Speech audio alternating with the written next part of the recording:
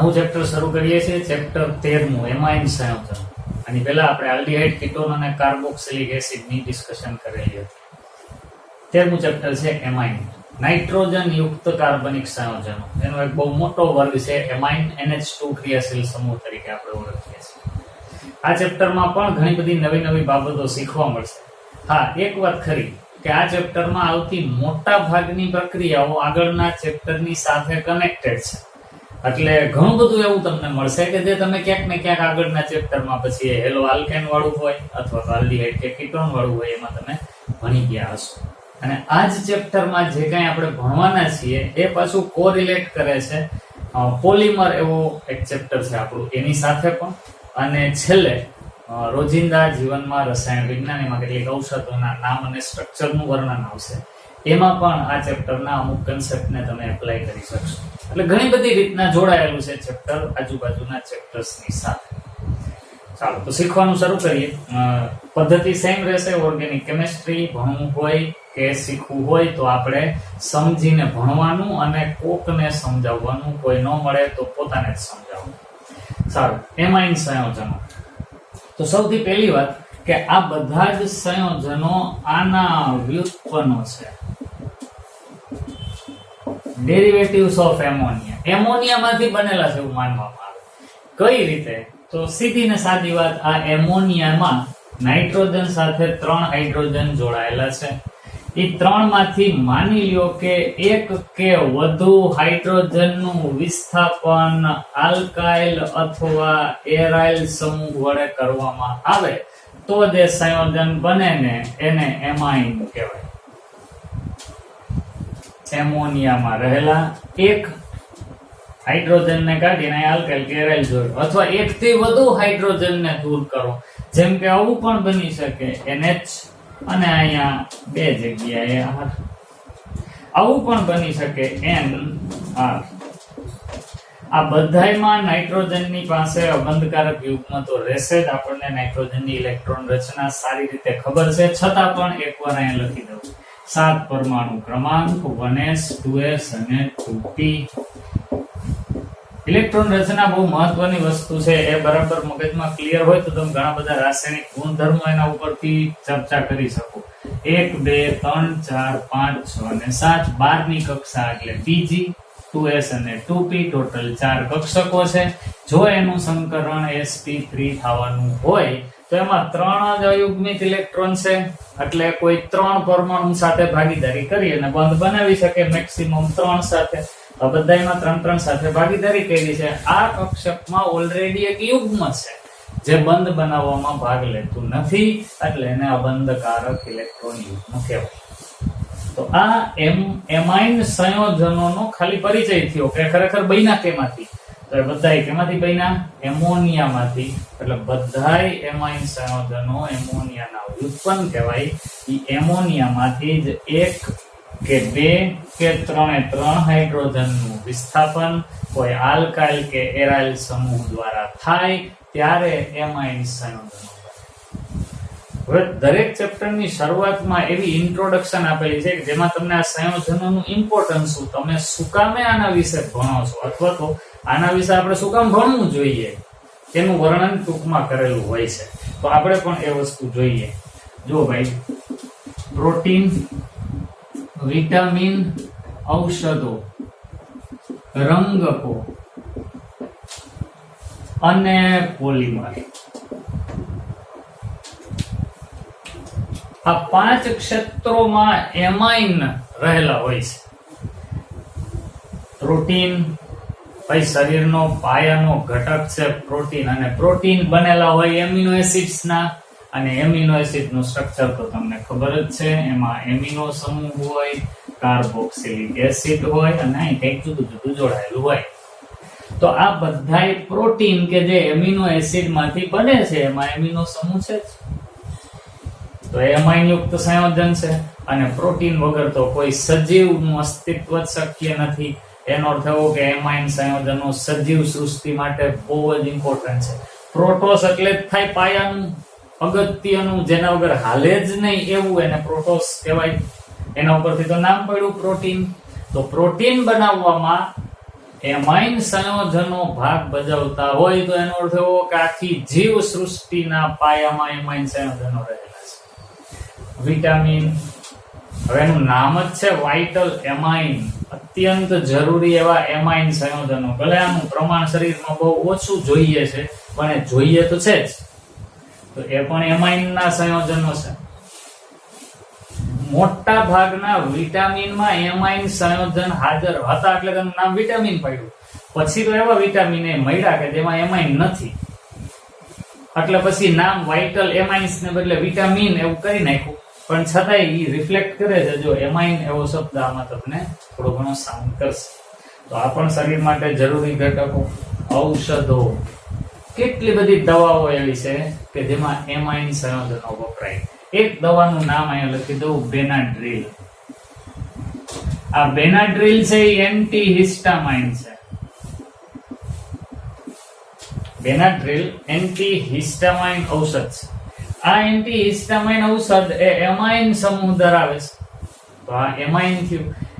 હિસ્ટામાઇન પોતે પણ એમાઇન સમૂહ ધરાવતું સંયોજન છે. તમારે જો એના વિશેની ડિટેલ જોવી હોય તો આપણી જ ચેનલ ઉપર પ્લેલિસ્ટમાં જઈ અને તમે ચેક કરી શકો છો. છેલ્લું ચેપ્ટર જે અત્યારે 30% સિલેબસ કટ થયો છે એમાં તો નીકળી ગયું છે, પણ આખે આખું ચેપ્ટર ઇન ડેપ્થ અવેલેબલ છે આપણી ચેનલ ઉપર, રોજિંદા જીવનમાં રસાયણ વિજ્ઞાન. તો એમાં નીટ અને જેઈ ના એસ્પેક્ટને ધ્યાનમાં લઈને હિસ્ટામાઇન વિશે ડિટેલમાં ચર્ચા કરેલી છે. તમે ધારો તો જોઈ શકો છો એમાં. તો બેનાડ્રીલ ઔષધ છે જે એમાઇન સંયોજન ધરાવે છે. આ ઉપરાંત તમે કદાચ દાંતના ડોક્ટર પાસે કે એમ ગયા હોય તો એક ઇન્જેક્શન મારે જેથી એટલો જ વિસ્તાર ખોટો પડે. તો એ જે ઇન્જેક્શન લગાવવામાં આવે છે એ પ્રોકેન છે.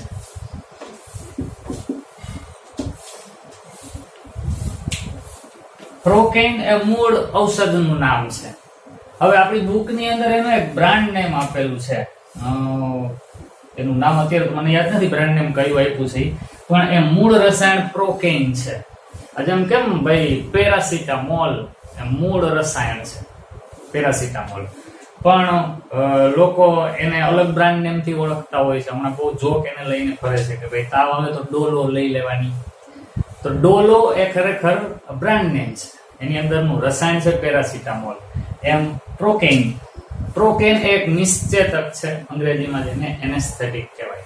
લોકલ એનેસ્થેટિક છે. આપણા શરીરના કોઈ એક નિશ્ચિત અંગને જ ખોટું પાડવાનું કામ કરતું રસાયણ પ્રોકેન છે. એ પ્રોકેન પણ એમાઇન યુક્ત સંયોજન છે. તો સારું છે, આ સંયોજન માણસોએ ગોઈતું એક ઔષધ તરીકે, આમ તો નિશ્ચેતક તરીકે. તો ઘણો બધો ફાયદો થયો. પહેલા તો શું હતું કે કોઈ ઓપરેશન કરવું હોય તો આખા વ્યક્તિને બેભાન કરવું પડે. એને બદલે હવે જે ભાગમાં ઓપરેટ કરવાનું છે એટલો જ પોર્શન ખાલી નિશ્ચેત કરી નાખવામાં આવે, એનેસ્થેટાઇઝ કરી નાખવામાં આવે એવા રસાયણો હવે મળ્યા. એમાંનું એક છે પ્રોકેન. હજી આગળ વાત કરીએ રંગકો. તો ભાઈ એઝો રંગકો પાઠમાં શીખશું. આ પાઠની અંદર જ છેલ્લે આપણે શીખશું કે એઝો રંગકો બનાવવામાં એમોનિયા યુક્ત કાર્બનિક સંયોજનો વપરાય છે.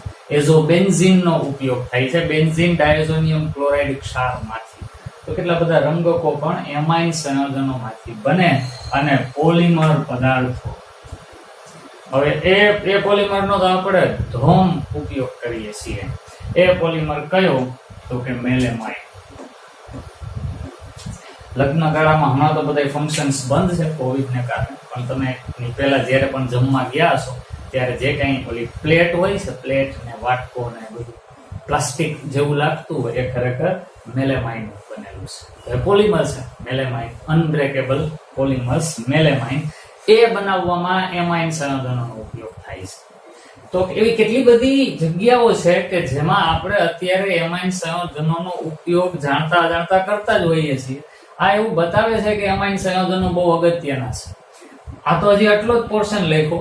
કુદરતમાં પણ એવા કેટલાક સંયોજનો એમાઇન સંયોજનો તરીકે છે. કુદરતમાં એટલે કુદરતી રીતે બનતા અને આપણા શરીરમાં કામ કરતા સંયોજનો.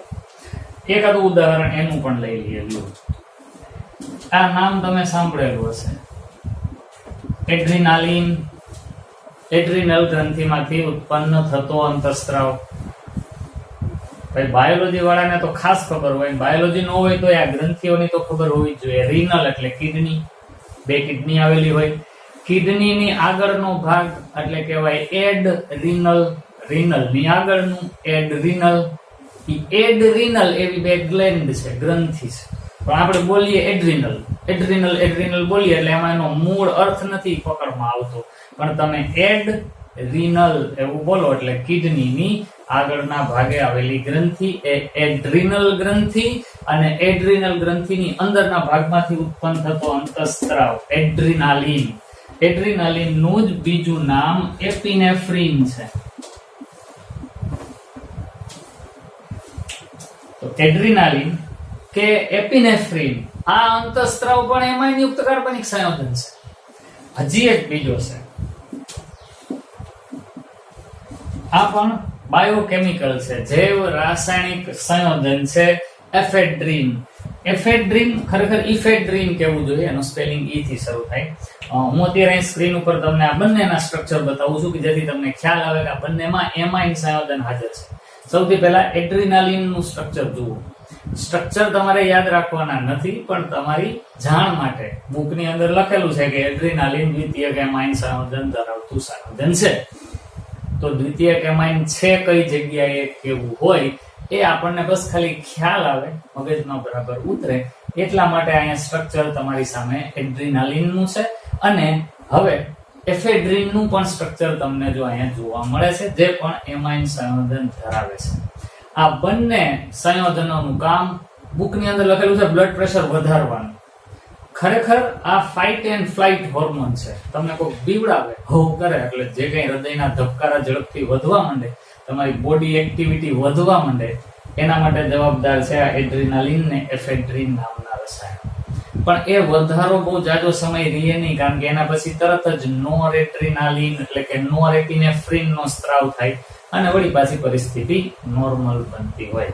તો આ જે કઈ ઘટનાઓ તમારી સામે મેં વર્ણન કરેલી છે એ આપણને એવી સાબિતી આપે છે કે તમે જે સંયોજનો વિશે ભણવાના છો એ નકામા નથી. એ તમારી આજુબાજુ તમે રોજ એને ઉપયોગમાં લ્યો છો અને એના વગર તમારું જીવન શક્ય નથી, એટલા મહત્વના છે. તો આટલું આ એમાઇન સંયોજનોનું મહત્વ તમારી સામે મૂકીને પછી હવે આ ચેપ્ટર શરૂ થાય છે. આમાંથી કોઈ એમાઇન પ્રાથમિક છે, કોઈ દ્વિતીયક છે, કોઈ તૃતીયક છે, અને હા ચતુર્થક એમાઇન પણ હોય. વળી પાછો ઓલો પાઠ રોજિંદા જીવનમાં રસાયણ વિજ્ઞાનમાં પ્રક્ષાલકોમાં છેલ્લે છે સિટાઇલ ટ્રાઇમિથાઇલ એમોનિયમ બ્રોમાઇડ. એ ચતુર્થક એમાઇન પ્રકારનો પ્રક્ષાલક છે, ડિટર્જન્ટ છે, એને કેટાયનિક ડિટર્જન્ટ કહેવાય. એ ચતુર્થક એમાઇન પ્રકારનો ક્ષાર છે. તો પ્રાથમિક, દ્વિતીયક, તૃતીયક અને ચતુર્થક ચારેય પ્રકારના એમાઇન સંયોજનો એ આપણા રોજિંદા જીવનમાં આપણને બહુ જ ઉપયોગી છે. આઈ થિંક જેટલા પણ નવા શબ્દો આ પેરેગ્રાફની અંદર છે એને મેં તમારી સામે ડિટેલમાં મૂક્યા છે. મને એક વસ્તુ ભૂલાઈ ગઈ છે, આ પ્રોકેન દવાનું બ્રાન્ડ નેમ આપણી ચોપડીમાં લખેલું છે. કેન વાળો પાછળ શબ્દ આવશે એટલે તમે ઓળખી જાશો. અત્યારે મારી પાસે બુક નથી, નહીં તો હું તમને જોઈને કહેત. તમે તમારી મેળે જોઈ લેજો પહેલા જ પેરેગ્રાફમાં. પ્રોકેન એનેસ્થેટિક છે, આ એનું મૂળ નામ જેનેરિક નામ છે. આપણી ચોપડીમાં એનું બ્રાન્ડ નેમ લખેલું છે. આઈ થિંક નોવાકેન લખેલું છે, પાક્કું નોવાકેન. યાદ આવી ગયો ભાઈ, થેન્ક યુ તમને. નોવાકેન આ બ્રાન્ડ નેમ છે, એટલે જે તે કંપની પોતાની મેળે નામ આપે. આ ઓલા જેવી વાત છે કે ભાઈ યિપ્પી કે મેગી, આ બે બ્રાન્ડ નેમ છે. ખરેખર છે બે નૂડલ્સ જ. તો આ નૂડલ્સ છે, આ યિપ્પી અથવા મેગી છે એવું સમજો. ઓલા જેવું છે કે કોલગેટ ને ક્લોઝઅપ, ખરેખર બે છે ટૂથપેસ્ટ. તો એના જેવી વાત છે. આ જ ટોપિકને રિલેટેડ ચર્ચા ઓલા દવા વાળા ચેપ્ટરમાં મેં ડિટેલમાં કરેલી છે. જો તમે જેઈ નીટને પ્રિપેર કરતા હો તો ખાસ એ ચેપ્ટર પણ જો. સારું, તો અત્યારે બોર્ડ ઉપર જેટલું દેખાય છે એટલું તમે તમારી નોટમાં મેં જેમ લખેલું છે એમ જ લખી લો. અને આના ઉપર તમે પોતે પાછા સમજાવવાના તો છો જ તમને. એટલે જે કંઈ આના ઉપરથી વાક્યો કે સ્ટેટમેન્ટ બને છે તમારા મગજમાં ઓટોમેટિક આવશે, લખી નાખવાના.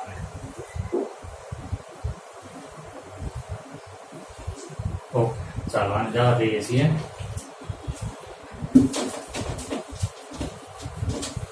હવે જોઈ લઈએ એમાઇન સંયોજનોનું બંધારણ.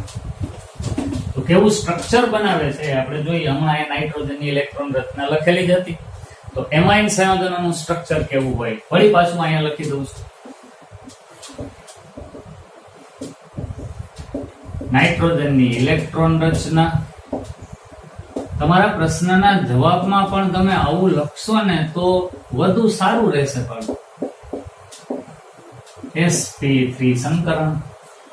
તો સંકરણ sp3 હોય નાઇટ્રોજનનું સંકરણ sp3 તો સ્વાભાવિક રીતે અણુનો આકાર કેવો હોય? સમચતુષ્ફલકીય હોવાનો. તો દેખીતી વાત છે આ નાઇટ્રોજનની આજુબાજુ 4 કક્ષકો 1 2 3 ને 4 સંકર કક્ષકો સમચતુષ્ફલકીય રીતે ગોઠવાયેલી હશે. આ એક, આ બીજી, આ ત્રીજી અને આ ચોથી 4 કક્ષકો ગોઠવાની. એમાં એક કક્ષક તો પહેલેથી આ અબંધકારક યુગ્મ ધરાવે છે ઈ છે એટલે આ અબંધકારક યુગ્મ લખી દઈએ અહીંયા.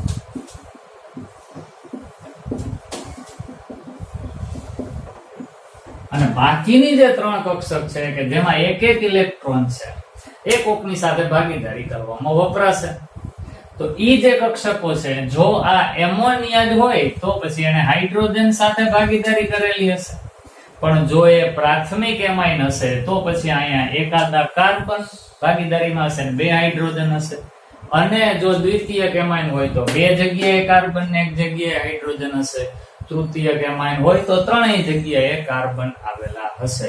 એટલે અહીંયા આપણે એવું બતાવીએ કે આ જે કક્ષક છે, હવે કક્ષકને બદલે હું બંધ જ બતાવું એટલે મારે દોરવું હેલું પડે. અહીંયા CH3 એટલે મેં કાર્બનની સાથે સંકર કક્ષક બતાવી. અહીંયા CH3 ને અહીંયા પણ CH3. તો આ જે 3 સંકર કક્ષકો એ કાર્બનની સાથે સિગ્મા બંધ બનાવ્યા. આકાર સમચતુષ્ફલકીય. આદર્શ બંધ કોણ સમચતુષ્ફલકીય આકારમાં 109 ડિગ્રી અને 5 મિનિટ એટલે 30 મિનિટ એટલે 109.5 ડિગ્રી હોવો જોઈએ. પરંતુ આની ઉપર અબંધકારક યુગ્મ હાજર છે. સિજવિક-ફોવેલના નિયમ પ્રમાણે અબંધકારક અને બંધકારક વચ્ચે અપાકર્ષણ થાય એટલે કક્ષકો એકબીજાની નજીક ધકેલાય. તો આ બંધ કોણ 109 ડિગ્રી ને 28 મિનિટ એટલે કે 109.5 ડિગ્રી ને બદલે બિચારો 108 ડિગ્રી જોવા મળે છે.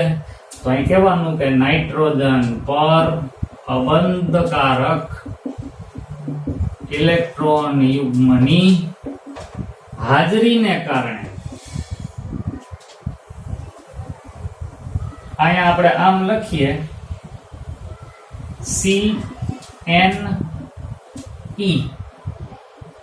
CNE. અહીંયા E હાઇડ્રોજન અથવા કાર્બન, કારણ કે પ્રાથમિક એમાઇન હોય તો પછી CNH આવશે અને તૃતીયક એમાઇન હોય તો CNC આવશે. તો હાઇડ્રોજન અથવા કાર્બન એ છે એવું સમજવું. તો CNE બંધ કોણ ઘટીને 108 ડિગ્રી બને છે. અને સમચતુષ્ફલકીય આકારે તો ગોઠવાયેલા હોય સંકર કક્ષકો, પણ સંકર કક્ષકો બધી સમચતુષ્ફલકીય ભલે ગોઠવાણી પણ અણુમાં રહેલા પરમાણુ તો એટલા જ છે. એટલે અહીંયા નાઇટ્રોજન અને ઓલી 3 જગ્યાએ કોઈ ક્રિયાશીલ સમૂહ તો અણુનો આકાર થશે પિરામિડલ.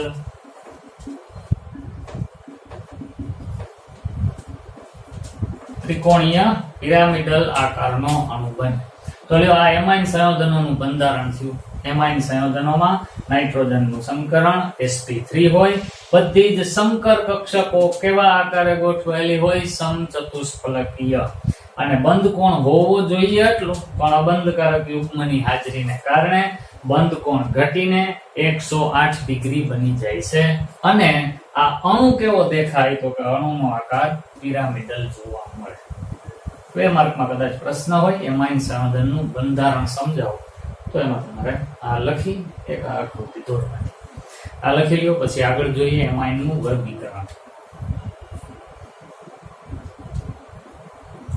ઓકે, ચાલો જવા દઈએ છીએ.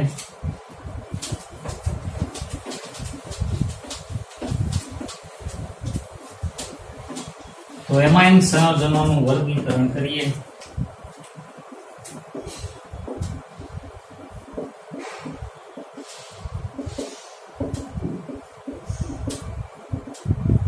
એમાઇન સંયોજનોને 3 વિભાગમાં આમ તો વર્ગીકૃત કરી શકાય: પ્રાથમિક, દ્વિતીયક અને તૃતીયક. એમાં પહેલું લખીએ પ્રાઇમરી એમાઇન. પ્રાઇમરી એમાઇન બે રીતના બોલી શકાય. એમોનિયામાંથી એક હાઇડ્રોજનનું વિસ્થાપન આલ્કાઇલ અથવા એરાઇલ વડે થતા બને. ઉદાહરણ આપી દઈએ. પહેલા તો જનરલ RnH2 અથવા ArNH2, આ બે પ્રાથમિક એમાઇન થયા. ઉદાહરણ તરીકે તમે આમ લખી શકો CH3NH2 અને અહીંયા બેન્ઝીન રિંગ ભેગું NH2. આ પ્રાથમિક એમાઇન થઈ ગયા. બે હાઇડ્રોજન જોડાયેલા હશે નાઇટ્રોજનની સાથે, આ નક્કી. ચાલો હવે દ્વિતીયક એમાઇન જોઈ લઈએ. દ્વિતીયક એમાઇન બે રીતના હવે વ્યાખ્યા કરું છું. એક આ સ્ટેટમેન્ટ પ્રમાણે NH3 માંથી બે હાઇડ્રોજનનું વિસ્થાપન આલ્કાઇલ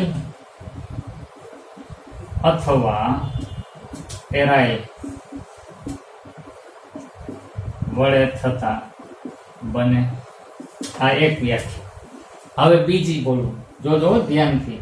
પ્રાથમિક એમાઇન માંથી એક હાઇડ્રોજનનું વિસ્થાપન આલ્કાઇલ અથવા એરાઇલ વડે થતા. એમોનિયા હોય તો એમાંથી બે હાઇડ્રોજન કાઢીને કંઈક જોડાવાય તો દ્વિતીયક એમાઇન, અથવા તો આ પ્રાથમિક એમાઇન છે એમાંથી હજી એક હાઇડ્રોજન કાઢીને આલ્કાઇલ કે એરાઇલ જોડાય તો એ દ્વિતીયક એમાઇન બને. ઉદાહરણ અહીં બાજુનું લખું છું. પહેલા સ્ટ્રક્ચર, આ NH અને અહીંયા R અને R પ્રાઇમ. પછી R ને બદલે તમે અહીંયા એરાઇલ પણ સમજી શકો. હવે એનું ઉદાહરણ લખીએ. તો અહીંયા NH, અહીંયા CH3, અહીંયા CH3, અથવા તો તમે ઉદાહરણમાં આવું પણ લખી શકો NH, અહીંયા CH3 પણ અહીંયા C6H5, અથવા તમે ઉદાહરણ આવું પણ લખી શકો કે બે જગ્યાએ બેન્ઝીન રિંગ જ જોડાયેલી હોય.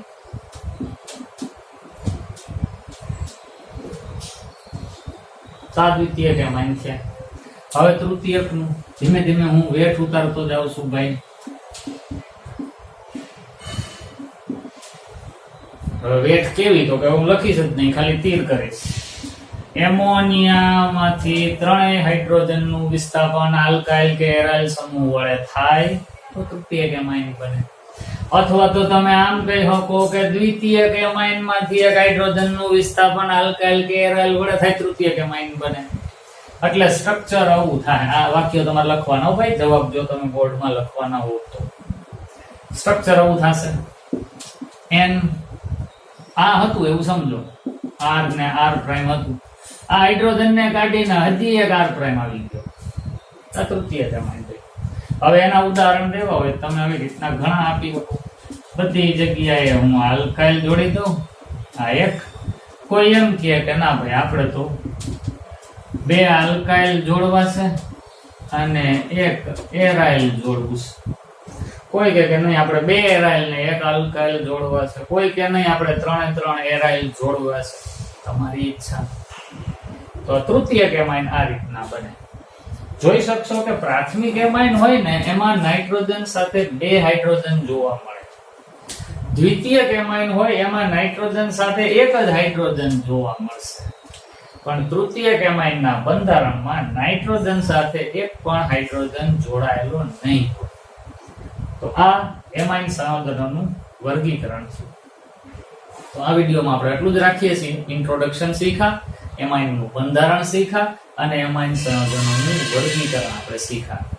આવતા પીરિયડની અંદર આપણે એમાઇન સંયોજનોનું સામાન્ય અને IUPAC નામકરણ અને એને લગતા ઉદાહરણો જોશું. નેક્સ્ટ વિડીયોમાં પાછા મળીએ, ત્યાં સુધી